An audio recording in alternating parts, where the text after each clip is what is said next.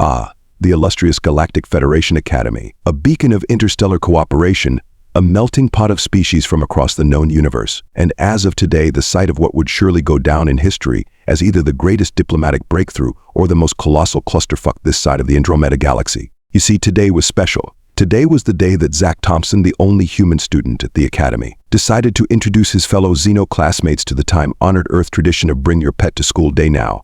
You might be thinking, what could possibly go wrong? Oh, my sweet summer child, grab a seat and prepare for a tale that'll make you question the very fabric of intergalactic relations. Our story begins on a crisp Centaurian morning which, by the way, lasts about 47 Earth hours. Talk about a long day at school. Zack sauntered into the Academy's main atrium, a spring in his step and a leash in his hand. At the end of that leash, a creature that would soon become the stuff of alien nightmares.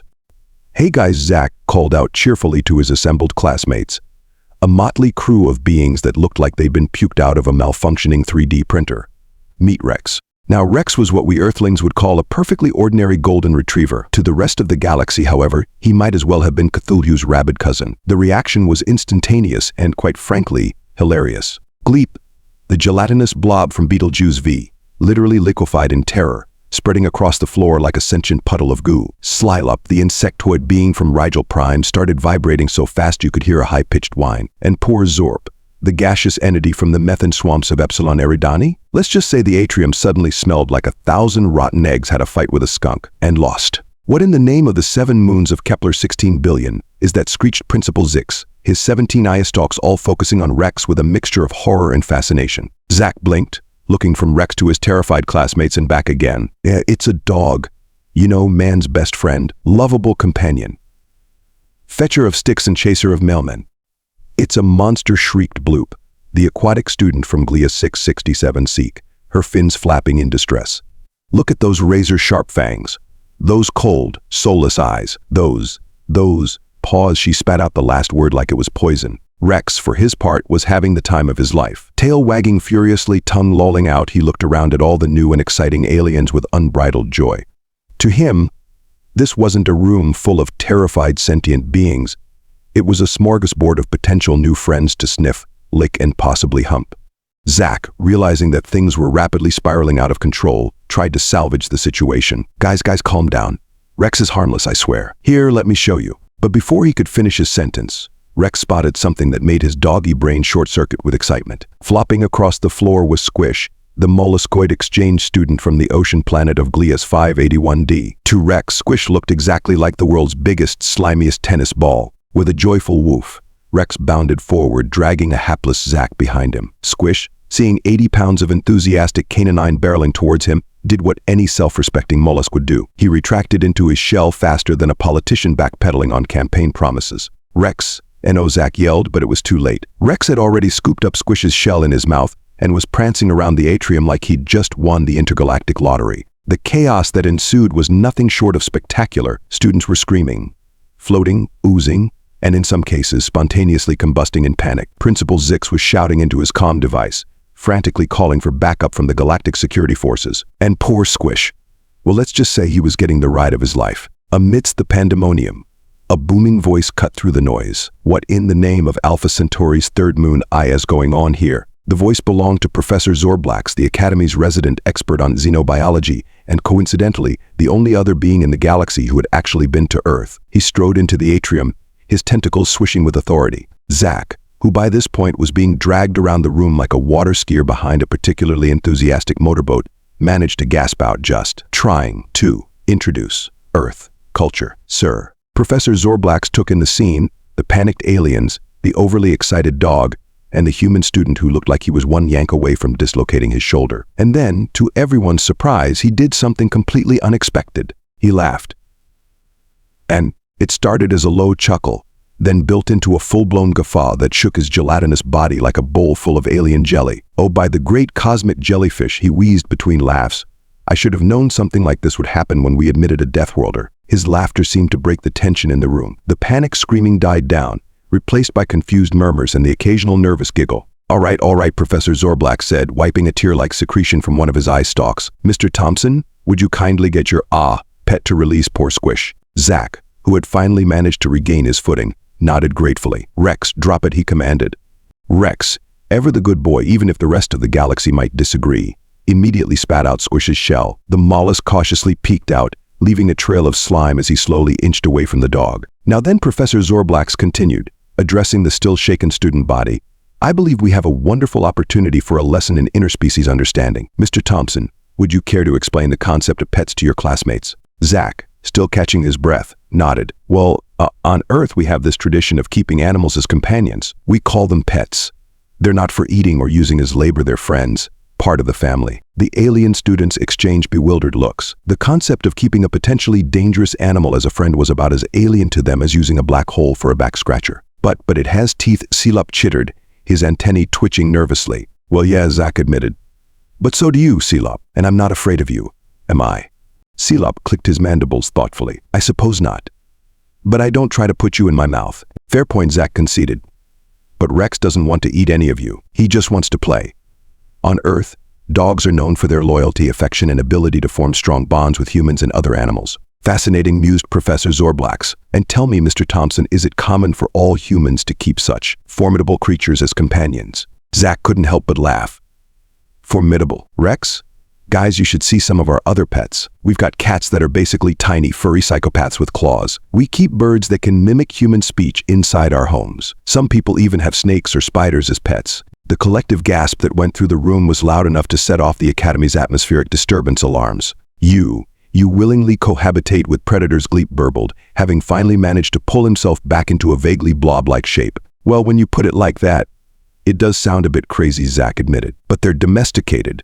They've evolved alongside us for thousands of years. Most pets are perfectly harmless. Most squeaked Bloop, her fins quivering. Okay, Zack said, holding up his hands in a placating gesture. I can see this is a lot to take in. How about we start small? Would anyone like to pet Rex? The silence that followed was so profound you could have heard a photon drop. I'll do it, came a small voice from the back of the room. The crowd parted to reveal Zinx, the timid empath from the twilight world of Kepler 16 billion. She floated forward on gossamer wings, her large, luminous eyes fixed on Rex. Zack smiled encouragingly. That's great, Zinx. Rex, sit. Rex, who had been contentedly panting and wagging his tail, immediately plopped his butt on the floor. The assembled aliens watched in amazement as the terrifying beast obeyed a simple verbal command. Zinx approached cautiously, her antennae quivering as she picked up on Rex's emotions. He's happy, she said, sounding surprised and excited, but not aggressive at all. That's right, Zack said softly. He's a good boy. Go ahead, you can pet him. He likes it when you scratch behind his ears. With trembling fingers, or what passed for fingers in her species, Zinx reached out and gently stroked Rex's golden fur. The effect was immediate. Rex's tail started wagging so hard it created a small breeze, and his tongue lolled out in an expression of pure canine bliss. Zinx's eyes widened. Oh, he's so soft and warm. And she paused, her empathic abilities clearly picking up something unexpected. He loves us? All of us? But he just met us. Zack grinned. Yeah, that's dogs for you. They've got enough love for the whole universe. Encouraged by Zinx's positive experience, other students began to cautiously approach. Gleep oozed closer, extending a pseudopod to pat Rex's back. Zelop, still chittering nervously, allowed Rex to sniff his exoskeleton. Even Bloop floated over in her hover sphere, giggling as Rex tried to lick the glass. As the initial fear gave way to curiosity and then to delight, Zack couldn't help but feel a surge of pride. This was what he'd hoped for when he'd decided to bring Rex to school, a chance to share a piece of Earth culture with his alien classmates. Professor Zorblax watched the scene with a mixture of amusement and academic interest. Remarkable, he mused. Mr. Thompson, I believe you may have just revolutionized our understanding of human psychology. To think, a species capable of forming such strong bonds with potentially dangerous animals. It explains so much about your people's resilience and adaptability. Zack raised an eyebrow. Thanks, I think. Oh, it's a compliment. I assure you, the professor chuckled. You humans never cease to amaze me. Just when we think we've got you figured out, you go and do something like this. As the impromptu pet therapy session continued, Principal Zix cautiously approached Zack. His eye stalks were still twitching nervously, but there was a gleam of interest in them now. Mr. Thompson, he began, while I cannot condone the unorthodox manner in which you chose to introduce this concept, I must admit that the educational value of this experience is undeniable. Zack tried not to look too smug. So, I'm not in trouble. Oh, The principal's eye-stalk swiveled in what Zack had learned was the equivalent of an eye roll. Let's just say that your punishment will be to organize a proper Bring Your Pet to School Day event, with proper safety measures, of course, and perhaps a bit more. Warning next time. Zack's face split into a wide grin. You got it, sir. Oh man, wait until they meet cats, or hamsters, or... One step at a time, Mr. Thompson, the principal interrupted, a note of panic creeping back into his voice. One step at a time. As the day wore on, the initial chaos gave way to a sort of interstellar petting zoo. Students from all corners of the galaxy took turns interacting with Rex, each experience breaking down another barrier of fear and misunderstanding. Squish, having recovered from his impromptu flight, even worked up the courage to let Rex lick his shell. The resulting sound, something between a squelch and a giggle, would haunt Zack's dreams for weeks to come. By the time the Academy's absurdly long day finally came to an end, Rex had made more friends than he could wag his tail at. As Zack prepared to leave, he found himself surrounded by a group of alien students, all chattering excitedly. Zack Gleep burbled, his gelatinous body quivering with excitement. Next time, can you bring a cat? I've heard they vibrate. Ooh, what about those birds you mentioned? Celop chittered. The ones that can mimic speech. Do you think they could learn our languages? I'm curious about these hamsters. Zinx chimed in. Are they as emotionally complex as dogs? Zack laughed, holding up his hands in mock surrender. One pet at a time, guys. But yeah, I think we can arrange something. Just, maybe we should set up some safety protocols first. I don't want to give Principal Zix an aneurysm. Do your species even get aneurysms? You know what, never mind. I don't want to find out. As he walked Rex out of the academy, Zack couldn't help but feel a sense of accomplishment. Sure, the day hadn't gone exactly as planned. There had been panic, chaos, and at one point he was pretty sure he'd seen one of the methane-breathing students actually ignite from sheer terror. But in the end, it had all worked out. He'd set out to introduce a piece of Earth culture to his alien classmates, and in the process he'd broken down barriers, challenged preconceptions, and maybe, just maybe, brought the galactic community a little closer together. As they reached the transport pod that would take them back to the human quarter, Rex looked up at Zack, tongue lolling out in a doggy grin. Yeah, buddy, Zack said, scratching behind Rex's ears. You did good today. You did real good. The pod doors closed, and as they zoomed off into the artificial sunset, because apparently the Academy's architect had a flair for the dramatic, Zack couldn't help but chuckle to himself. If this was how they reacted to a friendly golden retriever, he couldn't wait to see what would happen when he introduced them to the concept of cat videos. The galaxy, he decided, wouldn't know what hit it. Epilogue.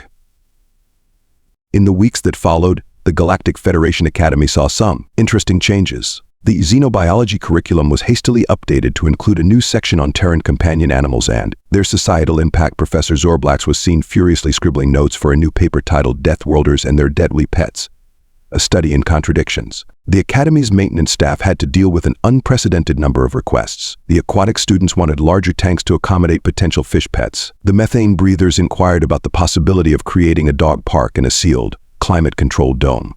The Hivemind Collective from Betelgeuse VI asked if it would be possible to install a giant hamster wheel in their dormitory. Principal Zix, for his part, was seen popping antacids like they were going out of style.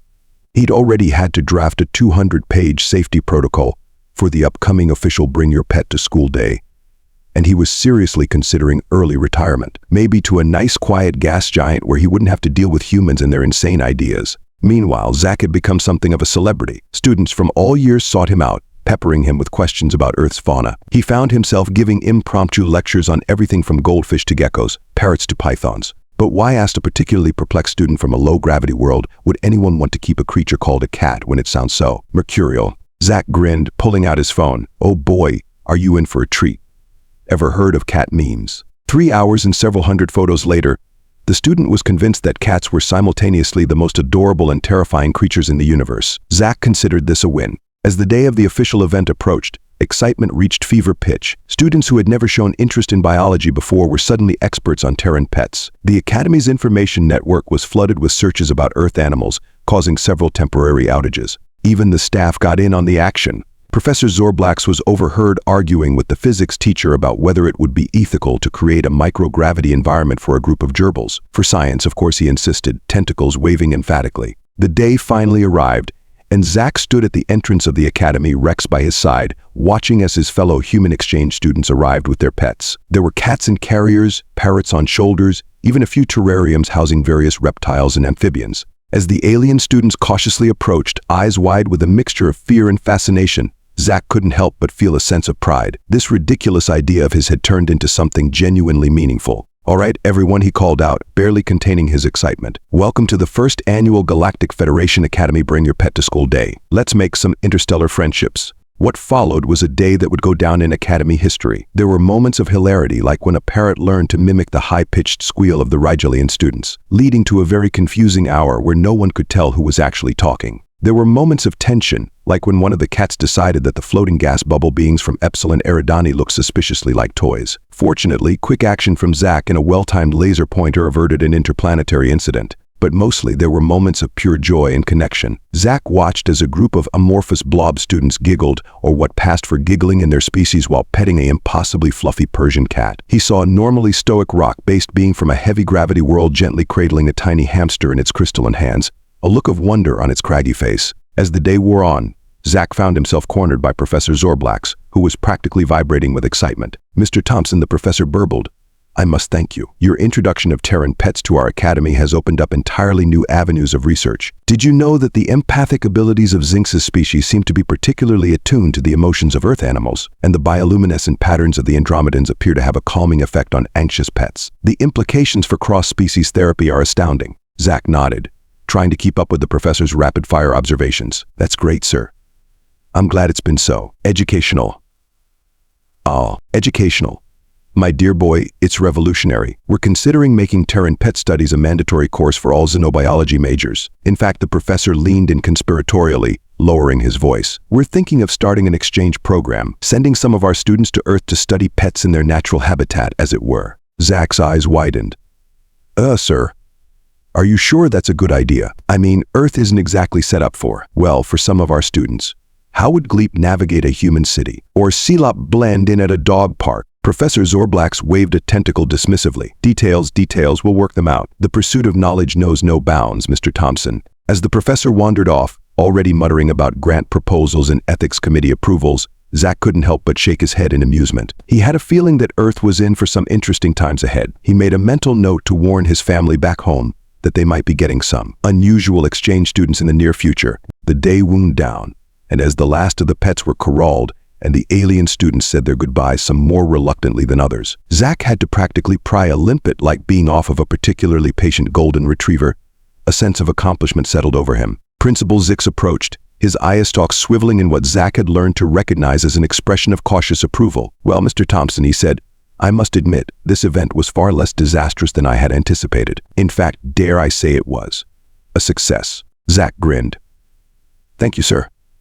I'm glad it worked out. And hey, no one got eaten, so I'd call that a win." The principal's eye stalks twitched in what might have been a wince. "Yes, well, let's continue to aim for no one gets eaten in all our future interspecies events, shall we?" As Zack headed home, Rex trotting happily beside him, he couldn't help but reflect on the day's events. What had started as a simple, if ill-advised, attempt to share a bit of Earth culture had turned into something much bigger. Bridges had been built, fears had been overcome, and a whole lot of alien beings had discovered the simple joy of petting a dog. He chuckled to himself, scratching Rex behind the ears. "You know, boy," he said, "I think we might have just changed the course of galactic history. Not bad for a day's work, ha." Rex, ever the philosopher, responded with a happy woof and an enthusiastic tail wag. As they walked off into the sunset, artificial, of course, the Academy's flair for the dramatic extended to its day-night cycle. Zack couldn't help but wonder what other Earth traditions he could introduce to his alien classmates. Halloween? Christmas?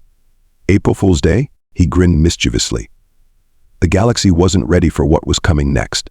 But boy, was it going to be fun. As Zack and Rex disappeared into the distance, the Academy grounds slowly emptied. But in one dimly lit office, a lone figure remained, hunched over a desk strewn with papers, holo displays, and what appeared to be a half-eaten jar of pickled Zorblaxian tentacles, a delicacy. Apparently, though Zack always thought they looked suspiciously like Earth gummy worms. Professor Zorblax muttered to himself as he scribbled furiously on a datapad. "Incredible. Simply incredible." The implications are staggering. One of his eye stalks swiveled to peer at a holo display showing various Earth animals. To think, a deathworld species forming symbiotic relationships with such a diverse array of creatures. It defies all conventional xenobiological theories. He paused, tapping a tentacle thoughtfully against what passed for his chin. But why stop at pets?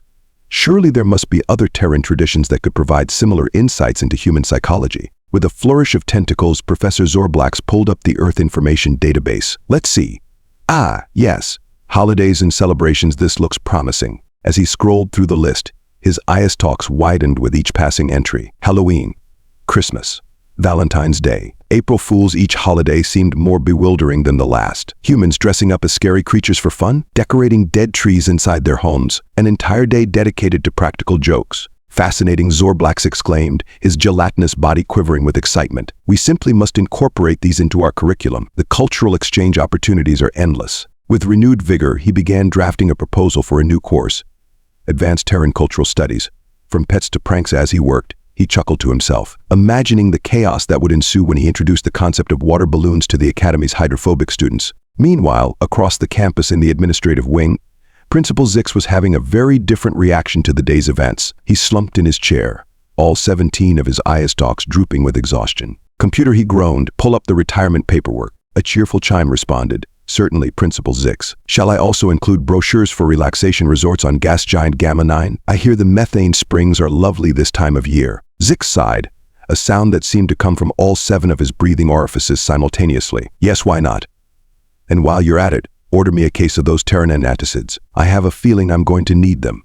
As the computer happily chirped away, Zix turned to gaze out his office window at the now quiet Academy grounds. Despite his exhaustion, he couldn't help but feel a twinge of pride. Today had been chaotic, yes, but it had also been groundbreaking. Boundaries had been pushed, understanding had been fostered, and no one had been eaten. By Academy standards, that was a rousing success. A small smile played across his features, or at least the closest approximation his species could manage. Perhaps, he mused, we've underestimated these humans all along. They may be Deathworlders, but they certainly know how to liven things up. With that thought, he turned back to his desk, eye stalks already drooping again. Computer, wake me when the next human-inspired catastrophe is about to begin, and make sure we have plenty of those fire extinguishers on hand. Something tells me we're going to need them. As the lights dimmed in the principal's office, a sense of anticipation settled over the Galactic Federation Academy. Change was coming, brought on by one human student and his 4-legged friend. The galaxy would never be the same again. And somewhere in the depths of space, as if sensing the seismic shift in galactic culture, a cosmic entity that might have been the universe itself seemed to chuckle.